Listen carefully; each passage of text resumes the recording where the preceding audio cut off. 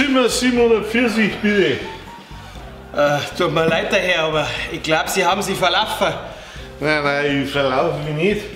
Zimmer 740, 7. Stock.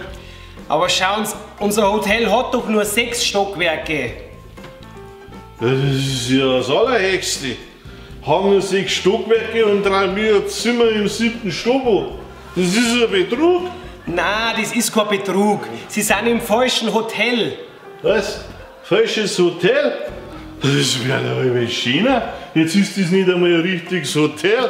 Ich mag sofort mein Geld wieder haben. Nein. Wir sind schon ein richtiges Hotel, aber das Falsche für Sie. Ach so? Bin ich Ihnen nicht fein genug für Ihr Etablissement oder was? Wir haben auch schon wieder einen Durst. Jetzt reicht's aber. Entweder Sie verlassen jetzt sofort unser Hotel oder ruft die Polizei. Halt! Nicht nötig, der Herr. Die Polizei ist schon da. Herr Kommissar, Reise auf Erding. Wo sind denn Sie die ganze Zeit? Der ganze verdammte Betriebsausflug sucht Sie schon.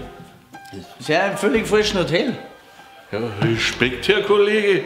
Wir haben jetzt das so schnell rausgekriegt, ohne Befragung. Ist es nicht ein Fall für unsere Grippe? Nein. Da haben wir gar keine Zeit für sowas. Wir haben noch einen 51 vor uns. Der ist viel wichtiger. Ja, da haben Sie aber noch mal Glück gehabt, gell? Wir haben es selber gehört.